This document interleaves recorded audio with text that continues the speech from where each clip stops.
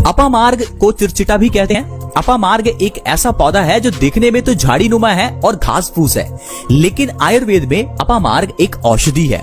अपामार्ग के पत्तों से लेकर उसकी जड़ तक हर चीज का इस्तेमाल आयुर्वेदिक औषधि के रूप में हो सकता है।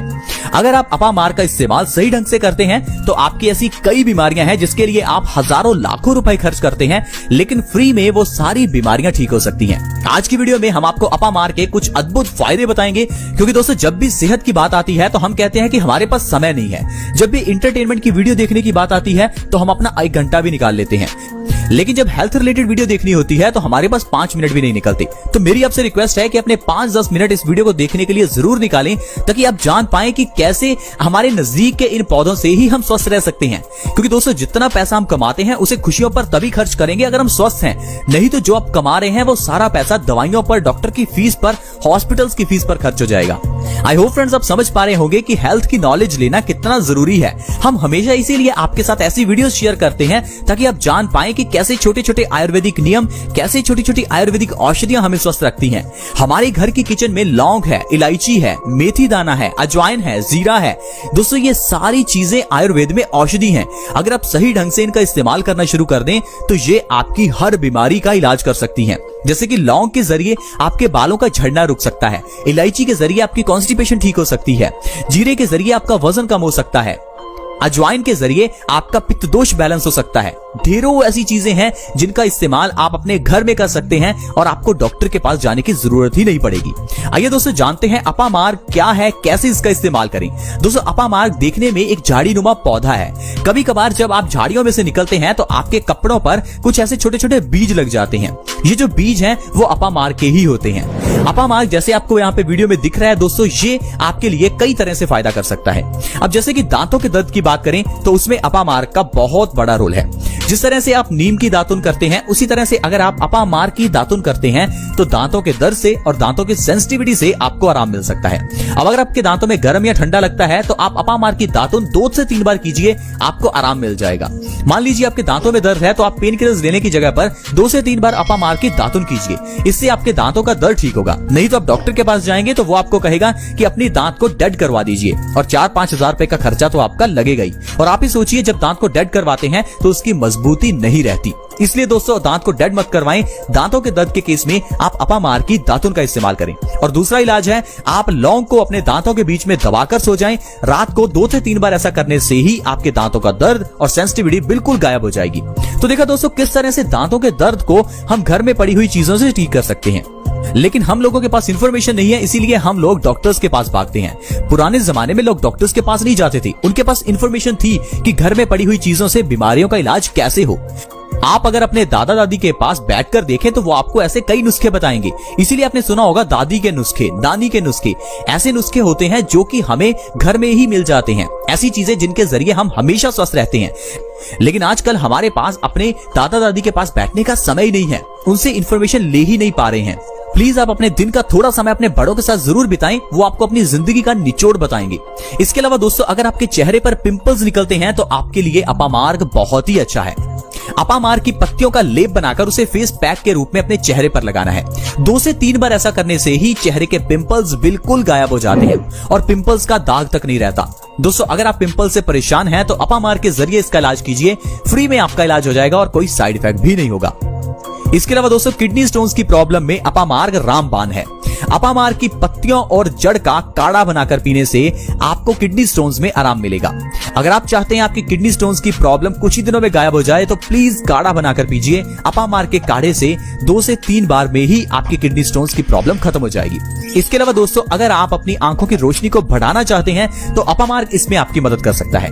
आजकल बहुत लोगों को चश्मा लग चुका है। आजकल क्योंकि हम लोगों का जो काम है वो ज्यादा मोबाइल या लैपटॉप पर होता है, इसी कारण से आंखों की रोशनी कमजोर हो जाती है। और आज की मेडिकल साइंस में ऐसी कोई दवाई नहीं है जो आपकी आंखों की रोशनी बढ़ा सके।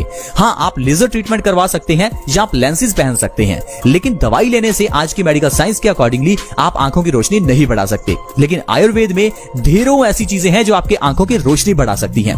जैसे कि देसी टमाटर पर काली मिर्च लगाकर खाने से आपकी आंखों की रोशनी बढ़ती है। इसके अलावा दोस्तों सौंफ, बादाम और धागे वाली मिश्री को मिक्स करके उसको दूध के साथ लेने से भी आंखों की रोशनी बढ़ती है।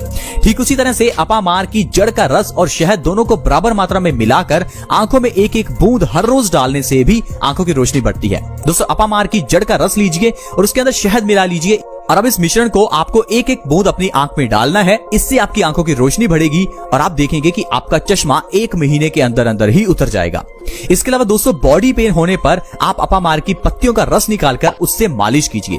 अगर आपकी बॉडी में कहीं भी पेन हो, सूजन हो, दर्द हो तो अपामार की पत्तियों का रस निकालिए और उससे उस बॉडी पार्ट पर मालिश कीजिए, आपको तुरंत आराम मिलेगा। बवासीर की प्रॉब्लम में भी अपामार्ग बहुत फायदा करता है। दोस्तों बवासीर की प्रॉब्लम से आजकल ढेरों लोग परेशान हैं। मैं आपको बता दूं दोस्तों बवासीर की प्रॉब्लम का कारण है आपके पेट की गड़बड़ी। अगर आपको कॉन्स्टिपेशन है या आपका पेट स्वस्थ नहीं है तो बवासीर की प्रॉब्लम आपको हो सकती है।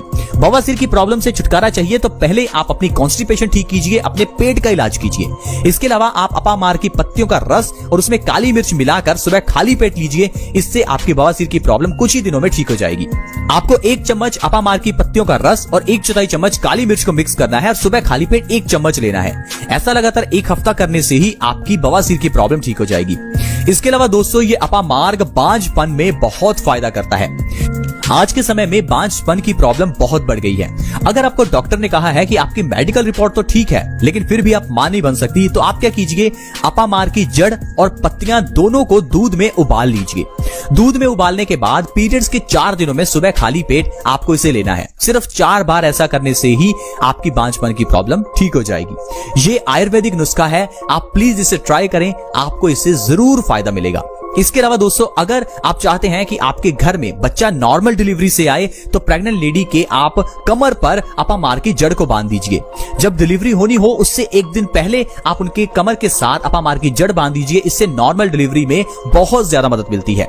दोस्तों यही वो नुस्खे होते हैं जिनको अपनाकर पुराने जमाने में बच्चे घर पर पैदा हो जाते थे, लेकिन आज के समय में तो हॉस्पिटल्स में भी सिजेरियन ऑपरेशन होता है। पुराने जमाने में घर पर बच्चे होते थे लेकिन आजकल हॉस्पिटल्स में भी ऑपरेशन होता है। इसके पीछे का कारण आप खुद ही सोचिए क्या हो सकता है। मैं सिर्फ डॉक्टर्स को ब्लेम नहीं कर रहा, हमारी बॉडी में भी वो ताकत नहीं है कि नॉर्मल डिलीवरी की जा सके। इसलिए दोस्तों आपको अपनी डाइट को अच्छा रखना चाहिए। प्रेग्नेंट लेडीज को आपको जरूर चूना खिलाना चाहिए। चूना खाने से, मेथी के लड्डू खाने से नॉर्मल डिलीवरी होती है।